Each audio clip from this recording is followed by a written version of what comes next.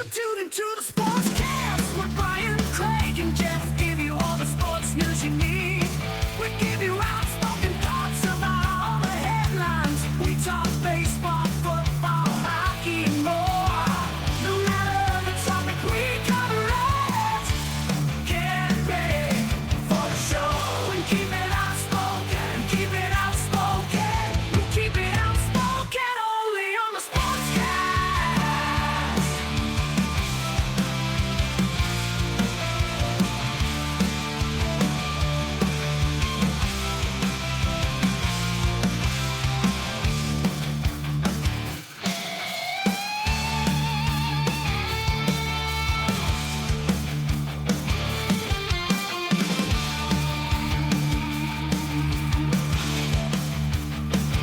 Tune into the Sportscast with Brian, Craig, and Jeff. Give you all the sports news you need.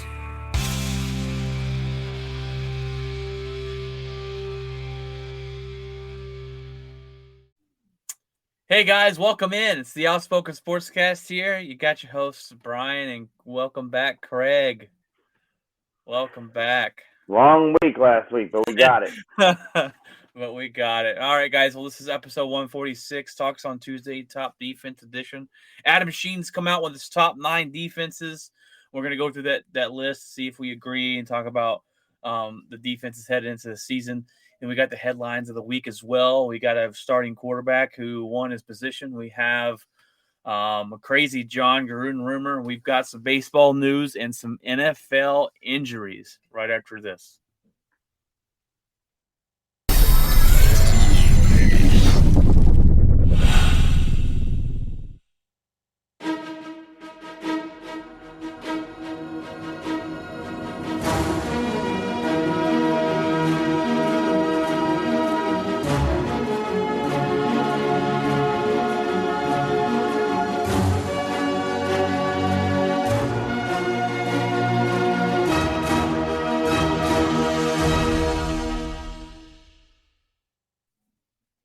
All right, guys, welcome in. Episode 146. We're going to go through Adam Scheins' list of top defenses. Should we go reverse order, Craig? Should we go from Probably, number 9 yeah. all the way up? That's always the best on the list. At number 9, Adam Schein has the Cleveland Browns at number 9. Obviously, they got Myles Garrett, who is just an absolute beast. I think I don't know if he's underrated. Do you think he gets the credit he deserves sometimes, or do you think because he's in Cleveland he kind of gets forgotten about a little bit with that team? I think he gets forgotten about in Cleveland, and I also think that he gets remembered for the wrong reasons. He gets remembered for the swinging helmet his helmet smash and going, bonkers, and doesn't get remembered for the things that he's done, solidly in the defense that he's played and the pass rush that he creates and things like that. But I think this defense has got to be what keeps them in. If they have any chance of surviving the 11 games, this defense is going to have to be what they win by and live by. So they're going to have to be better than 9 if they expect to survive the suspension. Right, and Myles Garrett is just an absolute beast. You got Denzel Ward when he's healthy. He's battled some injuries his career, but when he's healthy, he's great. You got Greg Newsome, who they just got. And some other guys there. You're exactly right. Their defense will have to play outstanding to get this team to be maybe in a possible chance that when Deshaun Watson gets back, that he might, if he's depends on how he plays, can get them to the playoffs, because they're going to have to lean heavily on that defense. And this defense is good enough where I think they're going to win a couple games for them this year, as long as Brissett doesn't keep them in the ones that are doable. Right, as long as Brissett doesn't just throw interceptions and totally just flunk. I think they could. They could. I went through. That's what I kind of went through on Friday. There were 11 games, and I said at the end of the 11 games they'd probably be out of it, because their schedule in the beginning is not too bad. But when you look at the after those 6 games, because we initially thought Watson was 6 games, after that, it's going to be hard for them to keep winning games with their schedule. So unless this defense just comes out on fire, which they could, I mean, this team has those players, and they have a good offensive weapons and a good running back and running duo. It's just that with that quarterback there. So I don't think I don't know. I just don't think they're going to make it. But do you see now that it's 11 games? Do you think Cleveland Browns, if you had to say yes or no today, I'm going to go with no. Do you think they make the playoffs this next year? No. I just think Brissett is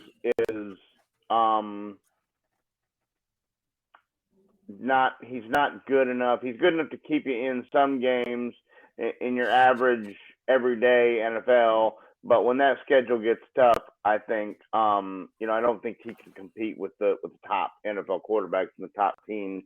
But I mean, I think Cleveland kind of expected that. Yeah. When all this started, so survive the year and then move on and with Watson. Right. All right. Well, number 8, Adam Scheins has a team that's been highly talked about over the offseason, a team that's been bought out by the owner of Walmart. He has the Denver Broncos. And talent-wise on paper, these guys could be higher. I think it's. And I think they need to be. I think when I saw this, I thought this was much too low for this defense. They've been in the top 5 the last couple of years as it is. They're built for speed. They're built for that division. The back end, the front end, there really is no weak spot in that defense. You look at some of these other defenses, they have a good front, but not the secondary, or they have a good secondary, but don't have the pass rush. Denver seems to have both. Yep. And the question marks to me and the hesitation relies on the offensive part of the football for this team. It's not been the defense. No. And you gotta rely on and how good Russell Wilson's gonna be learning a new system, coming in and doing these things. But they added Randy Gregory from the Dallas Cowboys. And to me, this is going to be. I'm not all sold on Randy Gregory's work ethic. I'm not really sold that he's going to be a guy you can count on consistently every year. And I know you know about him and his drug issues with marijuana.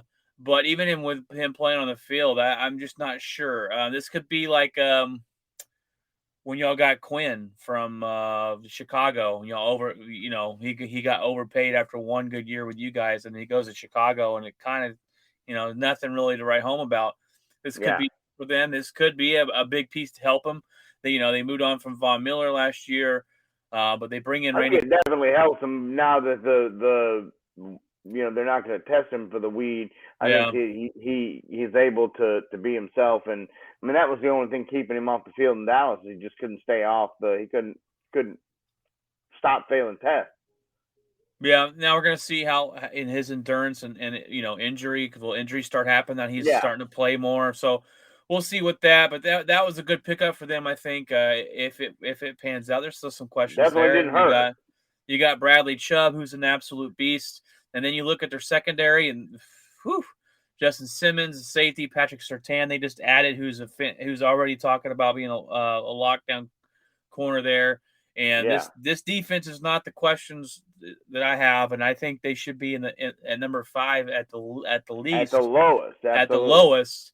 So we both agree this is way, way down on the totem pole there. But and then adding Randy Gregory allows Bradley Chubb to be able to get to the quarterback a little bit more and not so much pressure relying on. Yeah, it won't be double teamed on that. You can't double team both of them.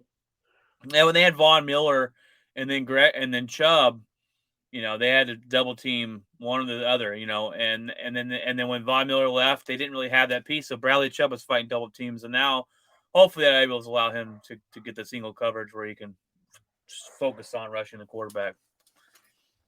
Number 7, we have the Tampa Bay Buccaneers.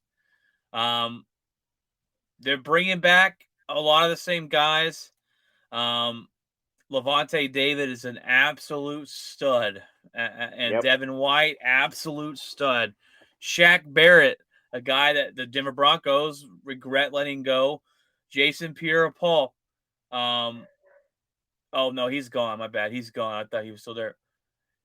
Vita Vea, beast. You're not running on this defense. You're just not doing it, and you're gonna have to pass the ball. But they got a pretty good secondary there as well. They've gotten some guys back that were hurt last season, and again, I think this team needs to be higher on the list.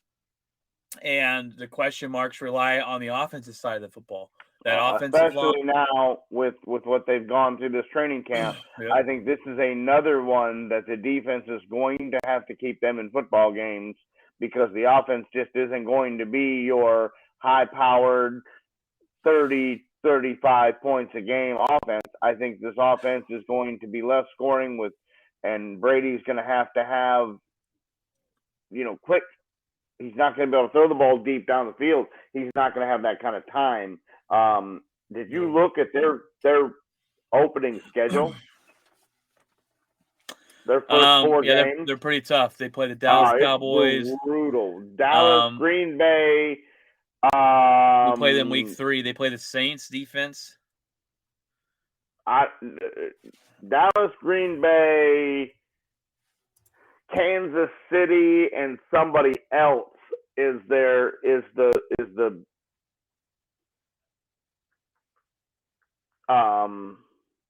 their first 4 games. They got Cowboys, Saints, then Green Bay, and then the Chiefs. Yeah. So the Saints have a good defense. The Packers have a good defense. The Cowboys defense, was good last year. And then you got the Kansas City Chiefs, who's that team's and 3 of those offenses are fairly good. Yeah. So New Orleans is question mark there because you just don't know about Thomas and Kamara, but man, that's a very brutal start to the season. That you're going to be tested defensively and offensively right off the bat. Definitely will, and you start off game 1, and you're not going to have most of your starting lines missing. Yeah, your center and your right guard for sure. You've got to stop Lawrence and Parsons and any other blitzes they're sending your way. And that's the funny thing about the Tampa Bay Buccaneers is when Tom Brady played in New England, he was a 12-play drive guy. I'm going to dink and dunk it here and there. Tampa Bay, with that offense, they like to thread the ball down the field. Yep. They like to open it up, and he's not going to have that time. That's not going to work. Nope. I don't know if they're going to have to I don't know if their game plan's already changed right now since they know they're pressure, or it's going to have to change during the game. And Brady hasn't been in camp to execute any kind of game plan. He hasn't been. For whatever reason, they say it's a family vacation. He claimed that it wasn't what they're saying it was. It'll be interesting to see if the truth ever comes out about that. A lot of people are saying that it's just, he could win this division with his shoes tied together, so he doesn't care. Well, I mean, he went on vacation. Look, it's preseason, in my opinion. I don't think much about preseason. Dak's not going to play. A lot of these guys aren't going to ever see the field, so it doesn't matter to me. Tom Brady could show up week 1 and be fine. These guys are practicing. At least Prescott and these guys are practicing during the week. That's true. I mean, Aaron Rodgers said taking any snaps in preseason is useless to him because he already knows the game. But practicing is a big thing. I'm not saying about the games, but I'm just saying he's not getting any reps at all with any of these wide receivers. Yeah.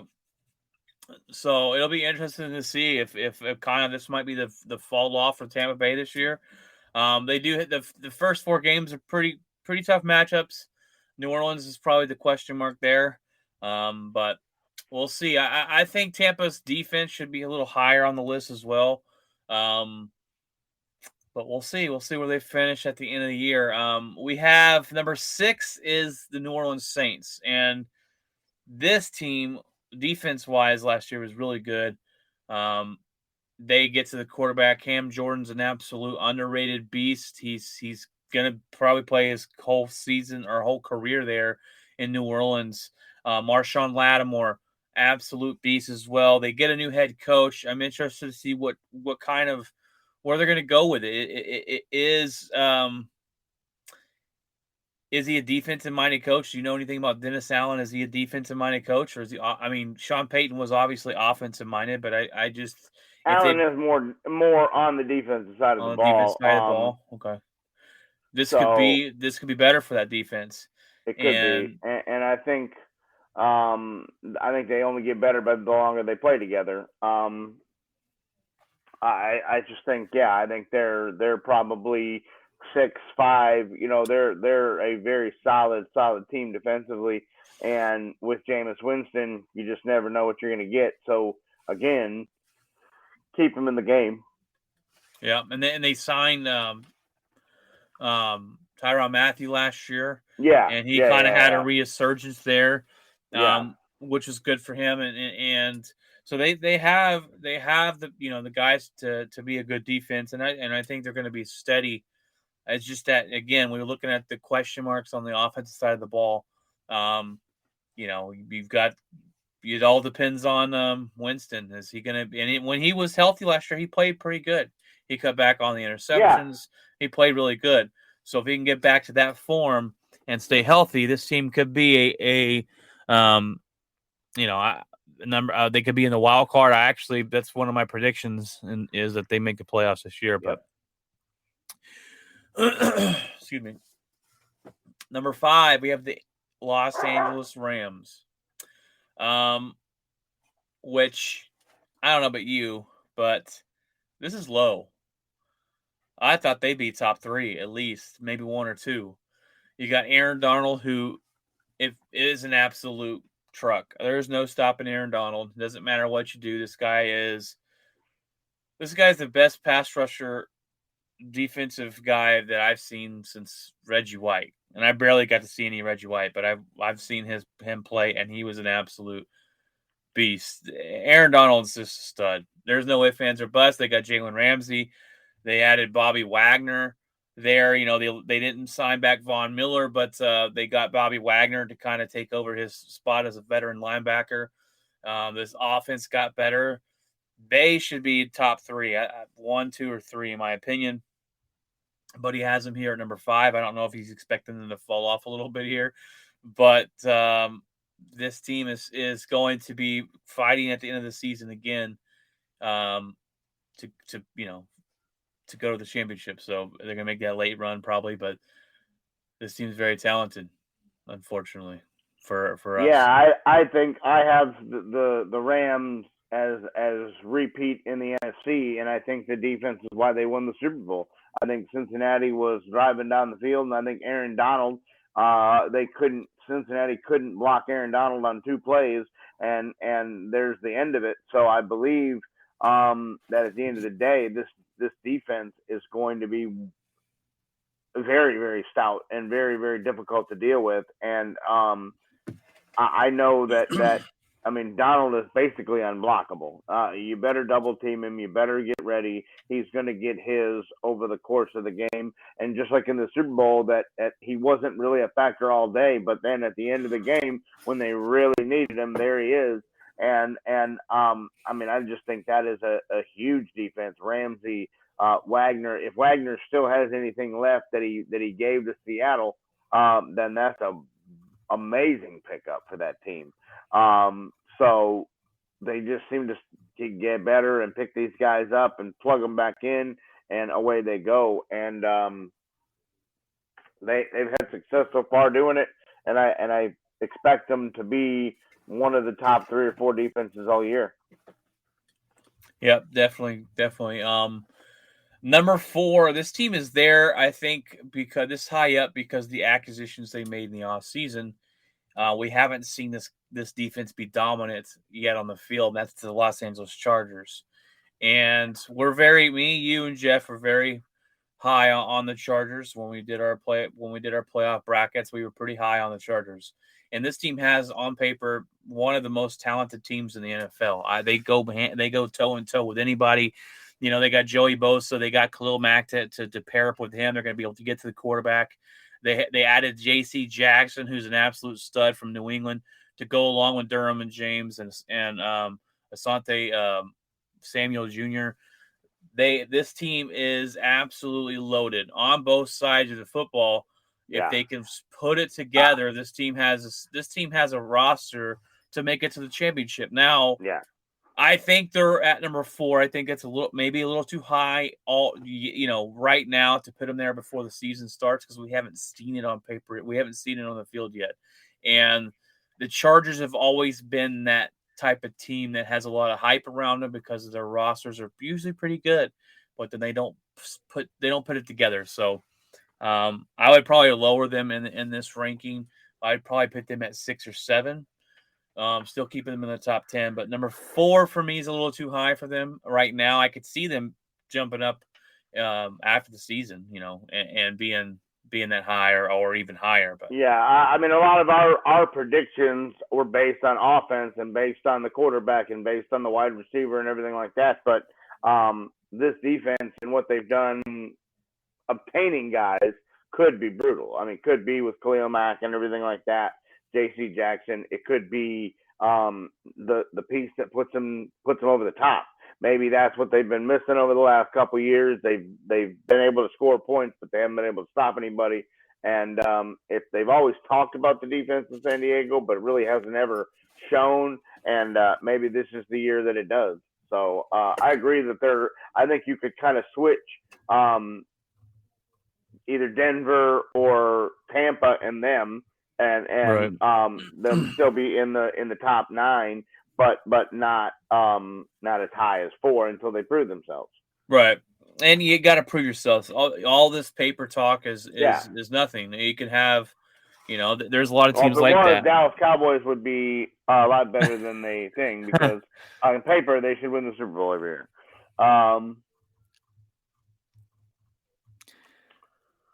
So 3. You got the Green Bay Packers, buddy. Yes, sir. Yeah. I think we lost Devontae Adams. It says here in the article, we're not talking about the offense. All right. Yeah. No, we're absolutely. talking about the defense. We added Devondre Campbell we picked up off the streets last year, and he absolute beast, tackling machine. We got Rashawn Gary, who we drafted him from Michigan. And he really didn't pan out right away, but now he's an absolute stud. You add Preston Smith on the other side, Jair Alexander, top 3 cornerback in the league. Stokes was one of the highest rated rookies last year in coverage grades. We added Quay Walker from where was he from? Was that Ohio State? I can't remember what college he's from. Quay Walker. Does that sound familiar? I can't remember what college he's from, but he was really good in college. We're going to see how he pans out here. This defense to me, Craig, is the thing I'm looking forward to for my team this season. It's usually the offense. It's usually Aaron Rodgers, and obviously that's fun and exciting to watch. But this defense has the possibility to be, and talent-wise on paper, to be number 1 at the end of the year. I believe that. I believe we'll have one of the best we have the best secondary, one of the best talented secondaries in the NFL, with Alexander, Amos, Stokes, and Savage.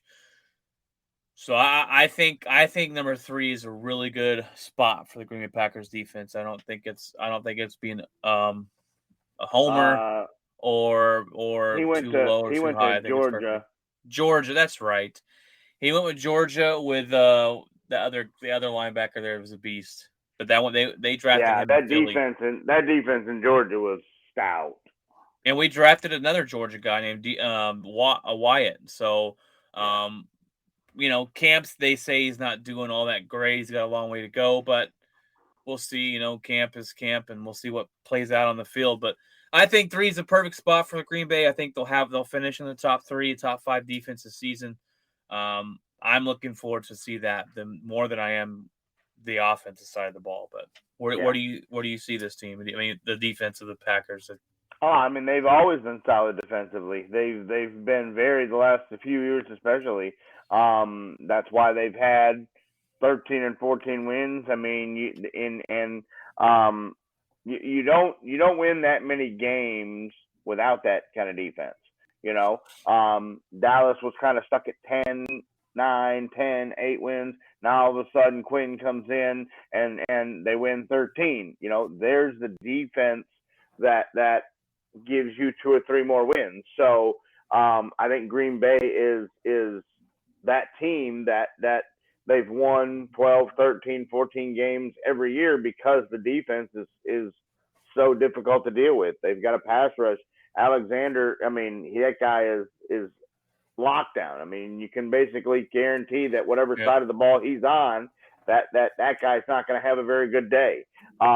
So if you don't have 3 and 4 and 5 wide receivers, if you can't run the ball, it's just you're in for a long day. So a lot of Green Bay games are very low scoring, and with their offense, even if the offense struggles, they can score enough to get by most of these teams. So I think they're definitely top 4 or 5. 3 is pretty solid, and we'll see what happens. I definitely agree. I definitely agree with you there. I wish 2 things I want to. One thing I wish instead of Preston Smith, we could have kept Zadarius Smith. He was an absolute beast when healthy. Yeah, I think that'll hurt a little bit of a loss, but we'll see how they recover from it. Yeah, and I want to see our team get more turnovers. That's what I want to see this season. Yeah. A couple years ago, we led the league in red zone interceptions. We picked the ball in the end zone so many times. I like to see some of that come back. I know a lot of the ones that Dallas got were lucky, and that kid's not going to have the season he's had last year again. But I mean, that definitely changes when you have 11 and 12 interceptions by one defensive back. That definitely changes things. Yeah.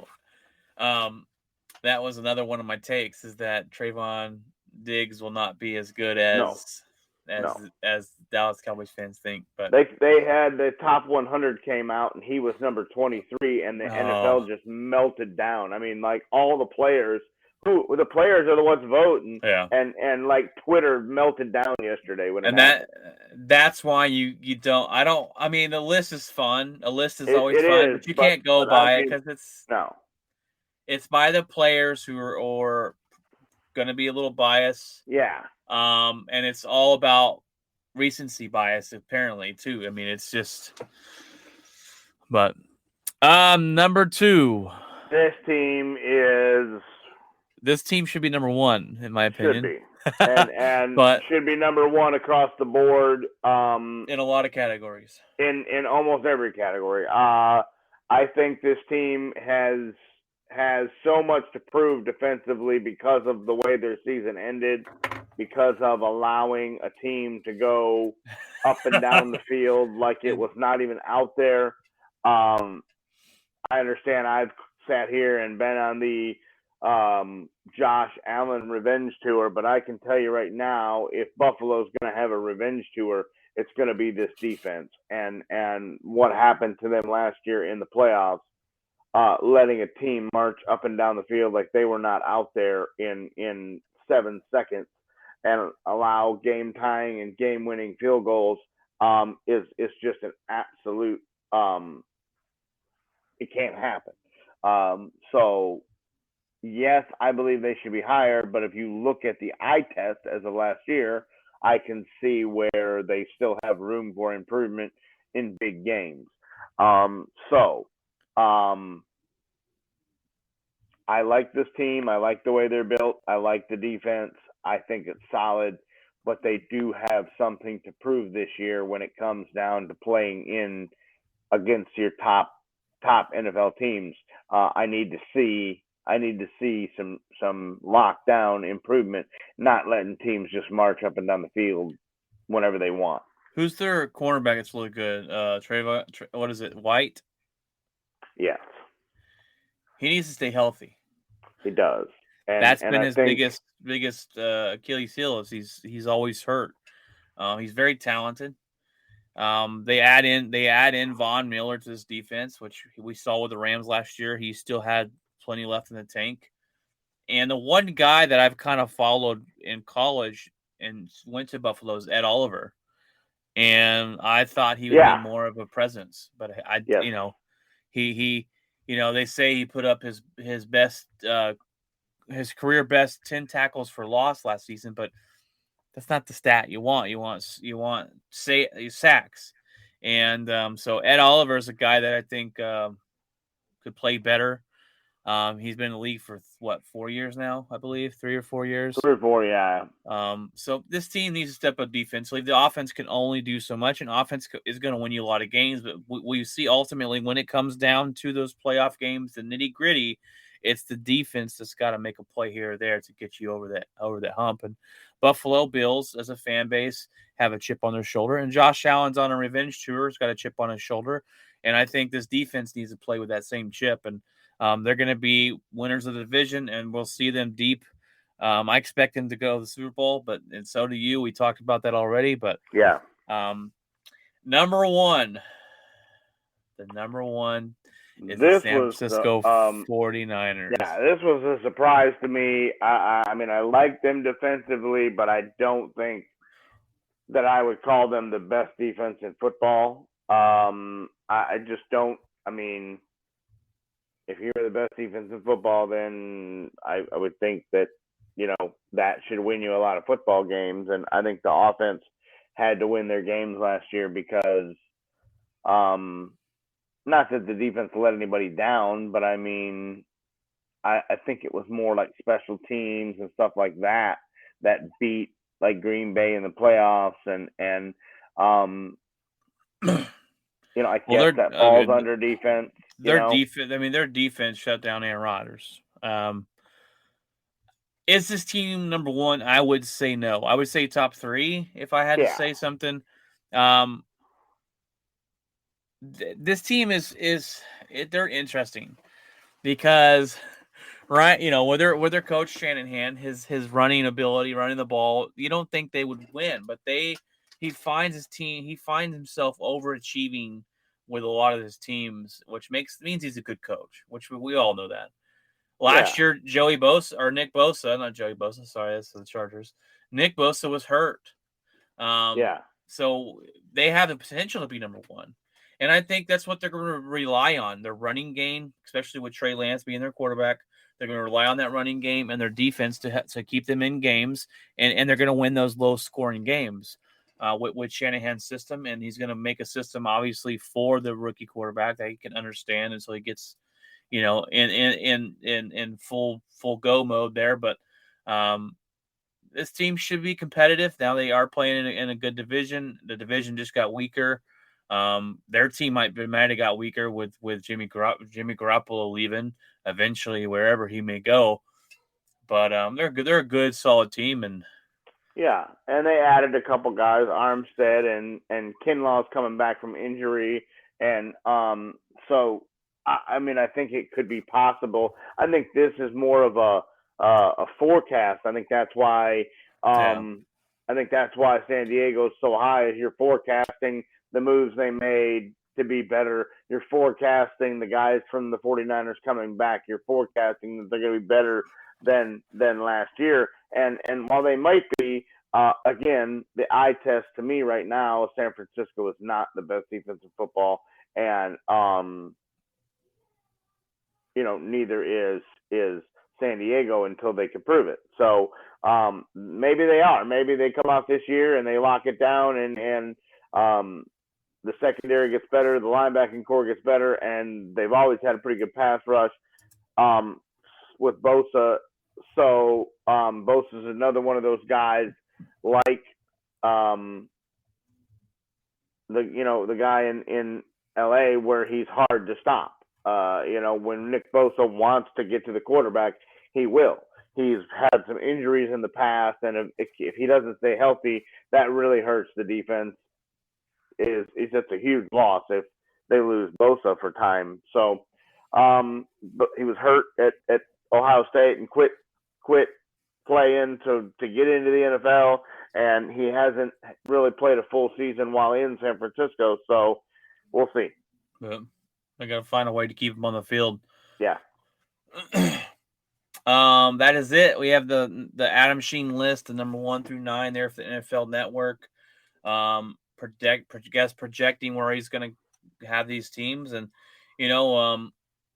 his list seems to me to have all the right teams on it. Just I would probably change. We talked about change some orders on it, but pretty good list there from Adam Scheins, and so we used him tonight, and he always comes out with those before the season. We're going to move over to headlines, guys. Over to headlines. And we got quite a bit of.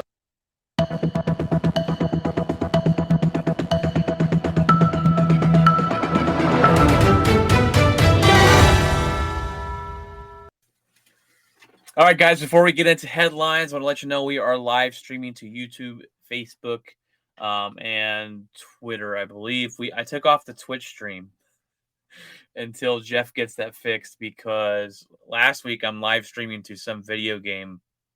Yeah, we've gotten a couple random comments where, why are you coming up on my World of Warcraft, gaming? I had a guy that only wanted to comment 8 comments going on and on and on. I'm like, I'm not, and I have to look at them in case they're for the show, but I'm like, absolutely, shut up, dude, I don't care. So I took that off. It seems to happen more when you're doing solo than it happened to me a couple times. You're like, why am it throws I you don't off. know. It's solo. You're by yourself. You're trying to read. But we're live streaming definitely to YouTube and Facebook, guys. You can find us on all podcast platforms. After the show, we download it to all the podcast platforms. So we're gonna head over to the headlines. We got a situation out in Carolina, which we all kind of knew. I mean, they named Baker Mayfield the starting job in Carolina. He's beat Sam Darnold. What's next for Sam? Do you think he goes and starts somewhere? Do you think he goes as a back? He's that journeyman backup guy. I think he leans more towards that, but I don't know where he goes. And Carolina's paying him pretty good. I would just kind of hang out, see if Baker needs anybody, and maybe in the off season go talk to Seattle. I don't know what his contract. I'd have to look up what his contract is. And who knows? I mean, I think you see what Baker does and see, because they haven't extended Baker yet. They haven't given Baker a long-term deal yet. So if Baker doesn't work out, then maybe you slide right back in there and take your team back next year. Or maybe if Carolina doesn't give him a long-term deal, they just take him for this year, and it's an audition, and then Baker goes and signs in the offseason and signs an extension somewhere, then Darnold can deal. I just don't think there's anywhere for him to go other than maybe Seattle. I think that would be the only place that he could walk in and be the day one starter, because he's better than those two guys. I got another one for you. A cheaper option for maybe the Giants. Again, we've already heard the rumblings. Maybe. There has been discussion. Daniel Jones.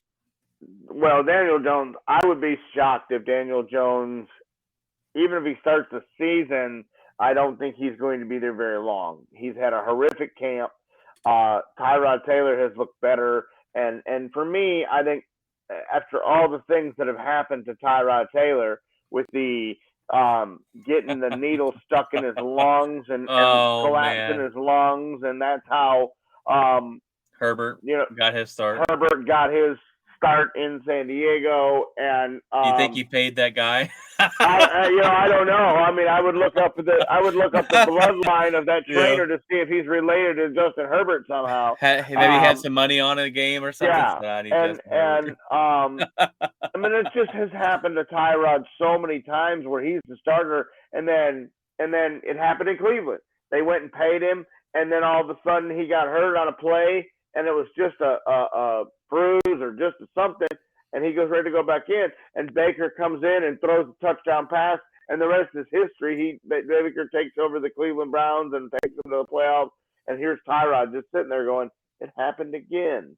It happened here. It happened there. It seems like every time he gets a chance, something happens. He has to leave a football game, and he gets Wally pipped and doesn't have a job. And so you hope for the sake, if as a Dallas fan, I want Daniel Jones to start every game. But yeah, you do. But as a football fan, I think Tyrod Taylor deserves a shot and deserves a chance to have a full season where he's not looking over his shoulder, wondering what if he throws one ball to the dirt, who's coming to get him and who's going to back him up, and if that guy's going to have a solid game.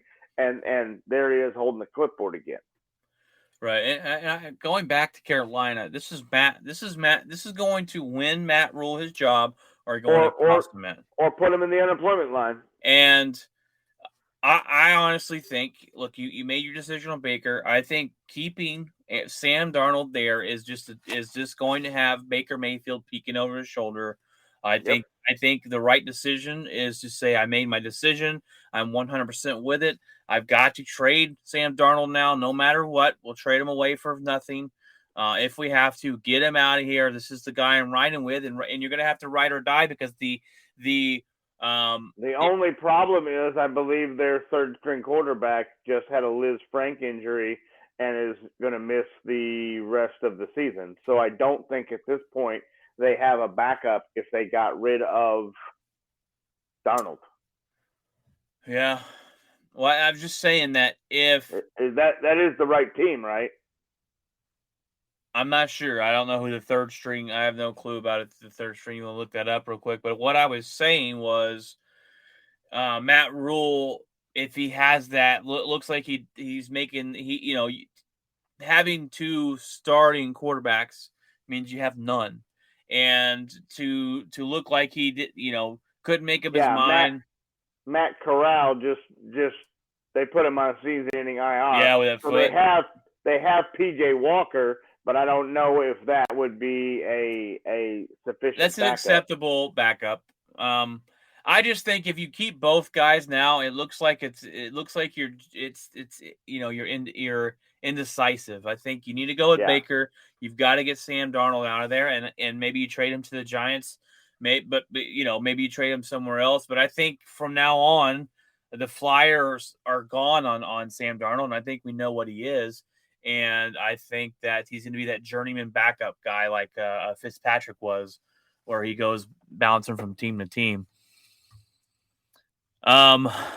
This next story is kind of crazy. I don't know if you heard this, but I was watching it. I was watching it when it happened. Apparently, there's a story out that Tom Brady and Gronk was going to go to the Oakland Raiders, and they were setting up a deal. He was leaving New England. He was going to go be an Oakland Raider, and John Gruden said, "No, thank you. I don't want him." And there's that infamous interview with Tom Brady saying, "Are you serious? You're going to keep this effing guy over me?" And now we're speculating that is Derek Carr. But if I heard this and I'm an Oakland fan, I'm jumping off a bridge. John Gruden, are you kidding me? Who wouldn't take Tom Brady and Rob Gronkowski? They probably win the Super Bowl. He went to Tampa Bay and they won the Super Bowl. Now, I would be outside my mind. You're going to tell me you're going to take and keep Derek Carr over Tom Brady? That's asinine, in my opinion. Asinine. Yeah, no, yeah, absolutely. I think the only reason he doesn't do it, the only reason it would make sense to me, is he believed that it was going to be a 1-year ride off into the sunset tour, and he thought that Carr gave him a better chance long term. I think that's the only way this makes sense. I think if you do it any other way, then you look like an idiot. And what do you know? He makes this decision and all this stuff comes out and he's out of a job. Kind of looks fishy now as to why, you turn down the GOAT quarterback and a very good tight end. I would, if I was the owner and I said, John, you have all the control in the world, and then you came to me and said, yeah, Tom and Gronk wanted to come here, and I said no, I would have been like, "Well, you're fired. What are you doing?" When he made the statement today, he sure didn't go all in full denial mode of that didn't happen. He was just kind of like, "Yeah, that's Dana. He does some stuff, and blah blah blah blah blah." And Dana White is a huge, like, he has a huge suite there. He's and it's right next to the owner one, and he's in the owner's box half the time. I fully believe that especially the negotiator that Dana White is, that this story could very well be true. And Dana didn't want to tell it. He caught him. You could tell that it caught him off guard when Gronk brought it up. Yeah. Whew. So yeah, if this ever gets confirmed to be realistic, then man, we have. The Raider fans are like, well, that's the one that got away. Yeah, Raider fans are gonna cry themselves to sleep. Yeah. It's funny because the new coach for the Dolphins, Mike McDaniel, they asked him about the Tua situation, not Tua situation, but they asked him about Tyreek Hill, and he said the owner called him and they said, "Hey, the Chiefs just told us Tyreek Hill is available for trade. What do you want? What do you want to do?" And Mike McDaniel said, "Trade everybody. Like, get that guy at all costs." And he said within a matter of I think it was like an hour later, he was a Miami Dolphin. That's how fast it was. But that's what you want. He's like, give him Tua. I don't care. Give him the bus, give him everything. Yeah. If you're John Gruden and you turn away the GOAT and Gronkowski, I don't care if it's just a 1-year success story and then you move on after that, but that's the asinine. The only team I think that's the only way it makes sense is he was trying to make a long-term deal, and he thought that Brady can't have. There's no way that Father Time is undefeated, and there's no way that this guy's still going to be around 3 and 4 years down the road. So there's you have it. I think that's the only thing that makes sense. Yeah, that's got to be. Or he has some beef with Tom Brady, and I don't, or Gronk. Maybe it was a Gronk deal. Not everybody can handle that kind of guy in a locker room. Yeah. So. Well, our next headline, we got a couple injuries to get to. We have first the Giants' first-round pick, Kayvon Thibodeaux, will miss 3 to 4 weeks as he sprained his MCL in a preseason game the other day. That sucks for them. This guy was an absolute beast in college, and I was looking forward to seeing him on the field, but he will miss those 3 to 4 weeks.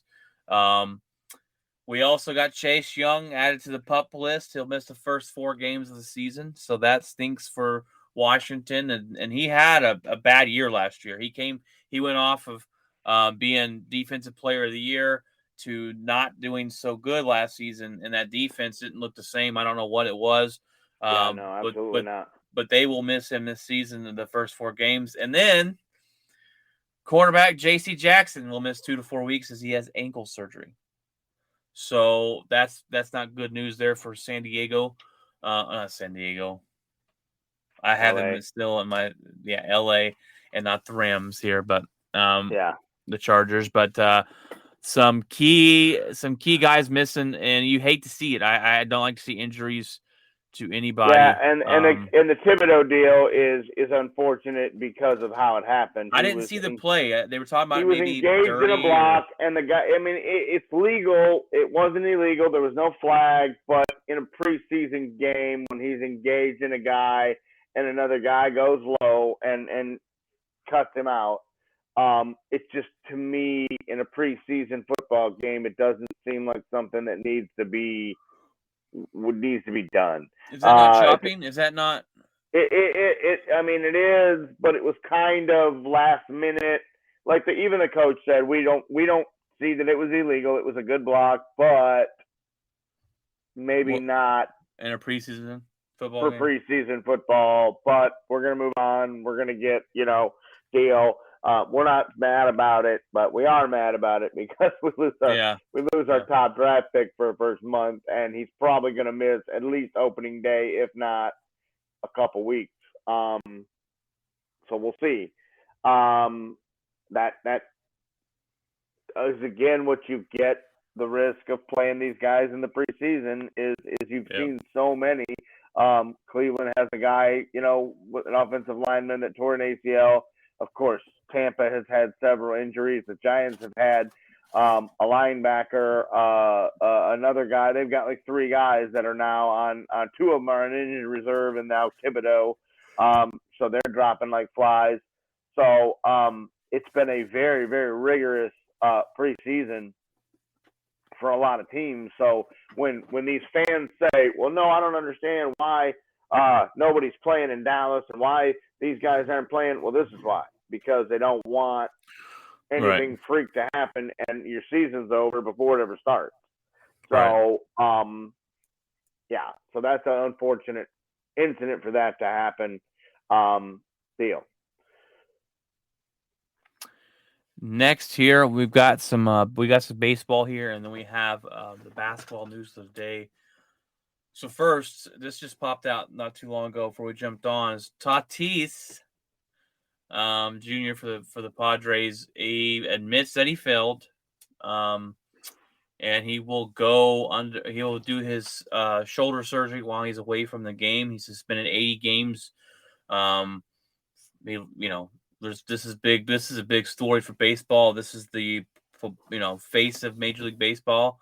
Just about. This is the guy that has been been pegged to be the next face, and he's suspended. And I know you have more to say on this, Craig. This is a hot topic for you, and let you go. I was out last week, and I was very disappointed when this happened that I was unable to get home and get on here and take care of this, because this is starting to be a normalcy for this guy. Here's a guy who has all the talent in the world, and they gave him, without really ever seeing him, they gave him a $300 million contract, and they said, we're going to make you the face of this team. We're going to back the truck up. We're going to give it to you. And in baseball, that money's guaranteed. He could go out and hurt himself tomorrow. Well, when they gave him that contract, they wanted to put a stipulation in that he couldn't ride his motorcycle. And he told them, if you do that, I'm not signing it. And not only am I not signing it, I'll never play another baseball game in San Diego again. He's like, that's ridiculous. I'm a grown man. I can ride my motorcycle. Well, in the off season, he breaks his wrist riding his motorcycle. And where the Padres could have been right there, upset and deal that here's some immaturity by this kid, they stuck by him and they said, you know what, things happen. We're going to get him back. He's going to be fine. Okay. Well, then this happened. And he claims that it's ringworm, and he claims that it's a hair product, and he claims that deal. The bottom line is this kid was trying to come back because he saw that the San Diego Padres went out and got Soto and might make somebody else the face of the franchise, and they got Machado, and they got Hader from Milwaukee, and they made this run, and here he wants to be part of a World Series team, and he wants to jump back in here, so he tries to heal himself a little bit faster than waiting the extra 2 weeks or 3 weeks or a month or whatever, and it blows up in his face. And AJ Preller is beside himself right now, and he has basically said, in the offseason, we let this go. In the offseason, we thought this kid would make better decisions and grow up, and we'd see some maturity. He goes, now we see a pattern. Now we see a guy who just doesn't care about our team, of what we're doing here. And we gave him a bunch of money. And the San Diego Padres, mark my word, probably had a meeting with him Friday. They are trying, if they can through the Players Association legally void this contract and give that money to Soto and keep him, Fernando Tatis could be a free agent real soon. Now, there probably is going to be 29 other teams banging on the door to go get him, so he probably won't learn a lesson. But I hope this is a wake-up call to this kid, because he probably just ruined his career. Everybody else that has been under the steroid era never saw the Hall of Fame. So this kid could go on and have the career of a life, and he may not make the Hall of Fame now because he was trying to cure some ringworm or make his hair grow longer or just come back from an injury faster. The kid made some poor decisions. He's been injured. He's had this shoulder problem. Sliding into home plate and swinging a bat too hard has caused the shoulder to separate. So now he's apparently going to get that fixed and try to get that strengthened. But why didn't you do any of this in the offseason? Instead, you're out here Evel Knieveling around on a motorcycle and jumping through fire hoops and whatever you were doing, and you break your wrist. The kid's been a disappointment, and he has all the talent in the world. But if you have all the talent in the world and you make poor decisions to go with it, then you become the guy that makes poor decisions. He's lost the locker room, all the teammates. Oh, yeah. Machado, Soto, all these guys are against him. Crowder's against him. The ownership is trying to hold it together, but I mean, there's so many fires. I think ownership is if there's any way they can legally get out of the contract, I think they do.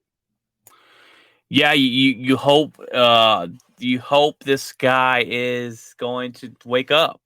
And this has been a very public fight, and it reminded me. I talked about this a little bit ago. It reminded me of the Cardinals and Kyler Murray. It's a very public fight. Except Tatis knows he messed up this time. He admitted that he failed, and maybe this will be his wake up call. Maybe he stays there. But his initial reaction, he just ran and hid and wouldn't answer the phone. Well, and his dad's out there making excuses for him. Yeah, and his mom's making excuses that are different excuses. Hey, you guys stop talking. Get your lives together. You're making it worse. Well, and that's kind of what I went on last week. I went on a little rant. Was it Tuesday or Friday? I went on a little rant about you broke the law of baseball. Yeah. It's time to do the consequences. His father's out here going, well, maybe they shouldn't suspend him this long. But this is a month later that he did it. Yeah.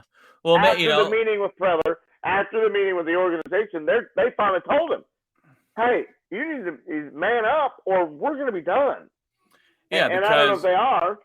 Because I don't think they're going to let him go. I think maybe 3 strikes, you're out type of thing. He's got one more. He's got to win over that locker room. He's got to prove himself. Yeah. Good luck. Good luck with that. But, his father's out there saying maybe this is bad for baseball too. Maybe they shouldn't have suspended him so much.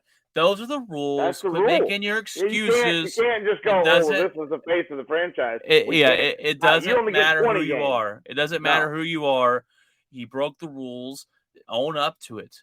Own your mistakes. There's a lot of people in this world nowadays that won't do that.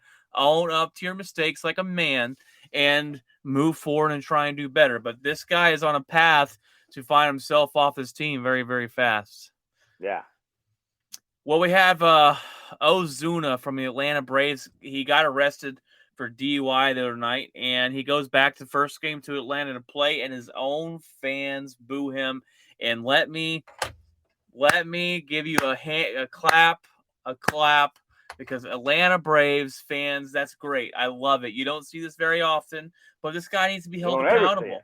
This guy needs to be held accountable. And his own fan base said, hey, we're not going to accept this behavior. And I think, especially if after his he got domestic,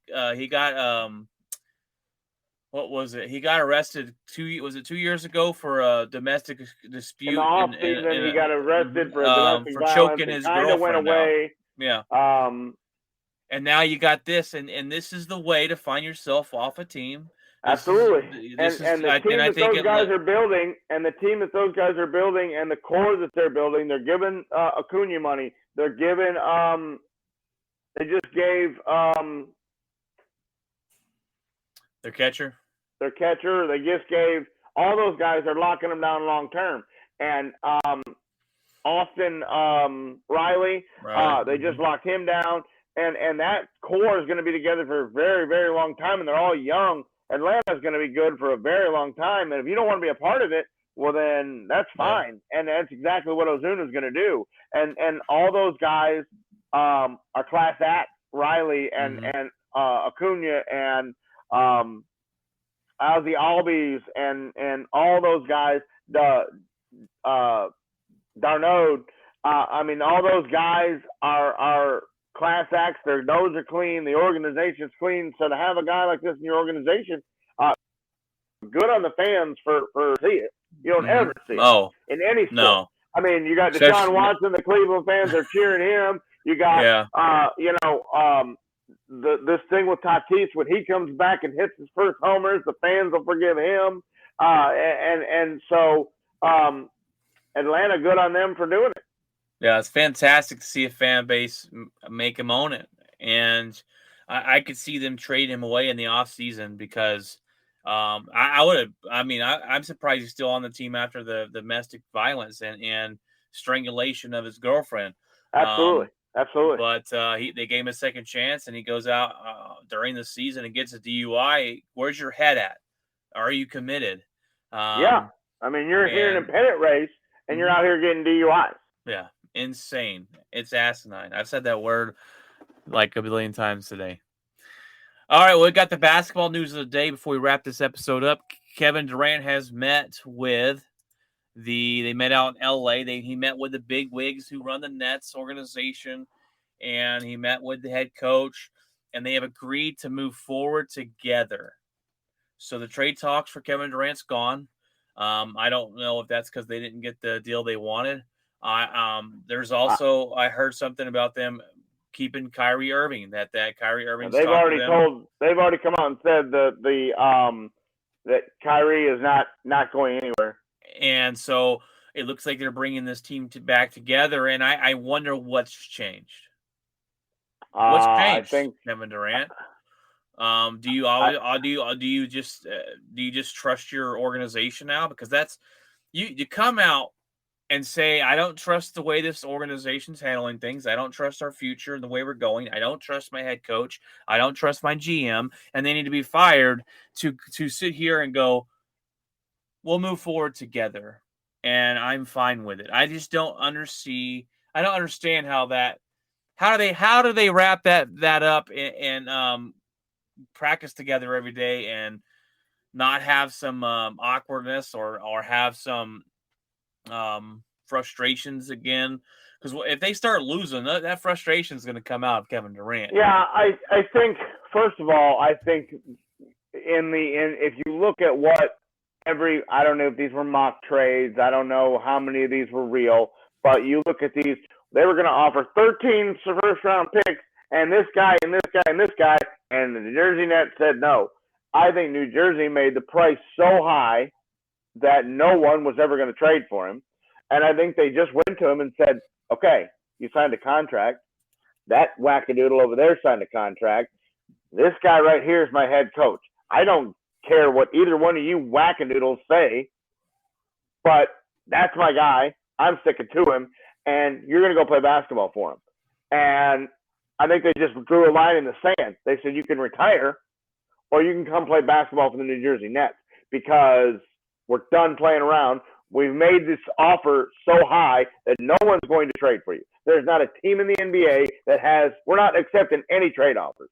Come play basketball and be done with it. And Durant just was like, all right, I guess I'll come play. Kyrie, are you going to come? All right, well, all right. You know, and I think they just finally sat down with him and just said, listen, enough's enough. We've got an off season. We've spent some time. You went and talked to your buddies. We're not going to let you go. We're not folding like every other NBA team. The NBA has been known for just the players being able to control the initiative, and the New Jersey Nets said, we're not allowing it. Yeah. And good on them. Good on them to finally stand up and say, we're not letting you two whack jobs, control what we're doing here. And especially after everything they've done for him. They traded away half the team to get James Harden in. They traded away James Harden when they didn't think it was working.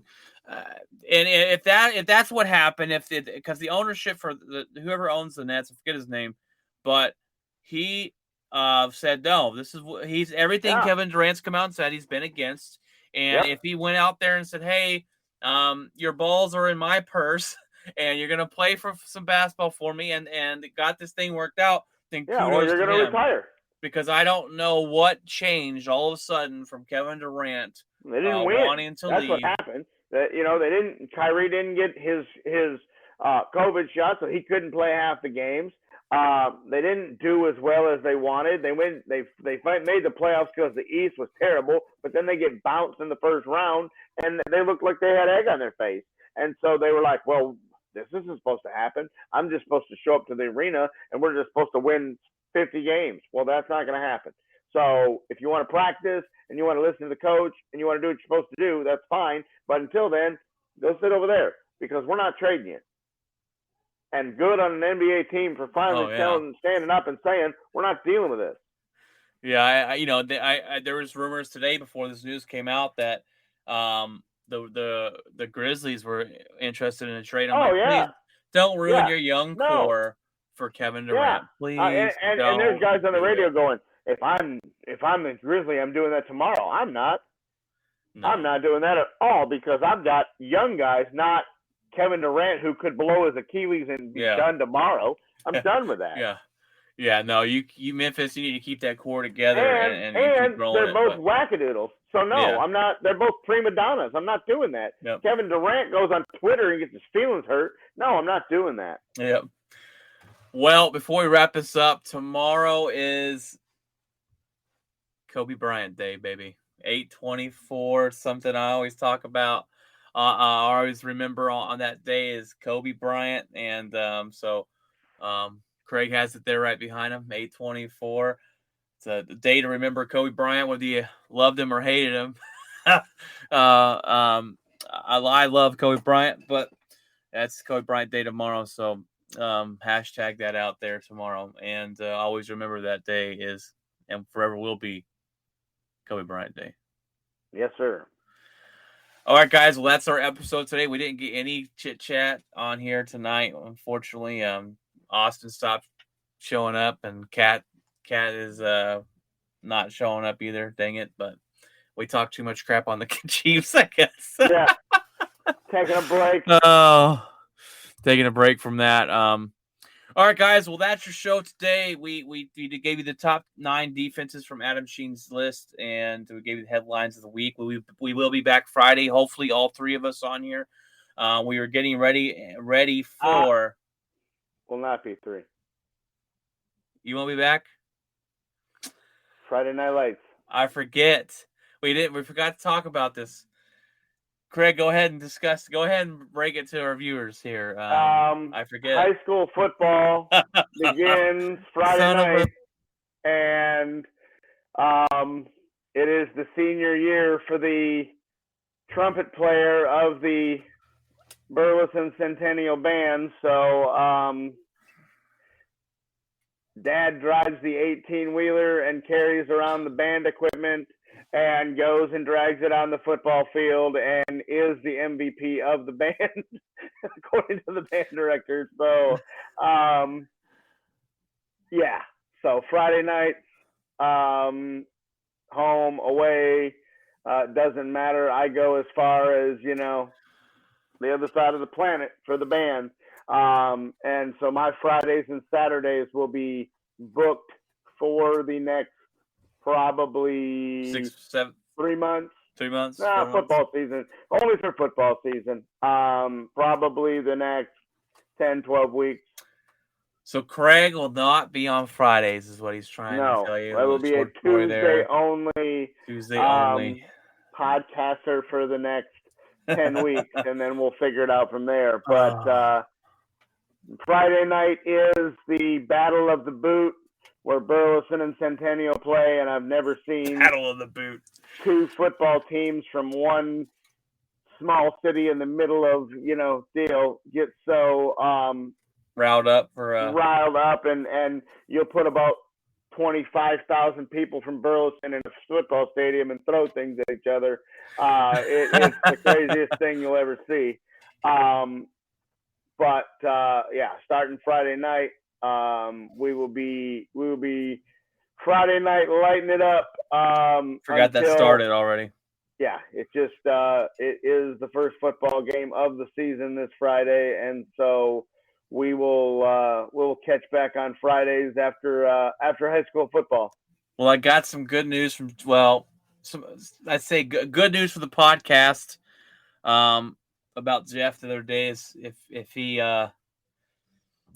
he might be getting a different job, and means he can be able to do the podcast anytime because he'll be at home. So that'll be cool and better for the podcast and his sanity. But hopefully he's here on next or this coming Friday, or it's gonna be a lot of just my beautiful face talking to my beautiful self on Fridays. But all right, guys. Well, that's the show today. If you're in Texas, make sure you bring your canoe because you're gonna be swimming after the 10 to 14 inches we got of rain this week. It's been insane. Been one heck of a week, but we're still here. So that's right. We're surviving. We're gonna go do it again tomorrow. Do it again tomorrow. Fun stuff. All right, guys. Well, God bless, and remember, keep it outspoken. There you go.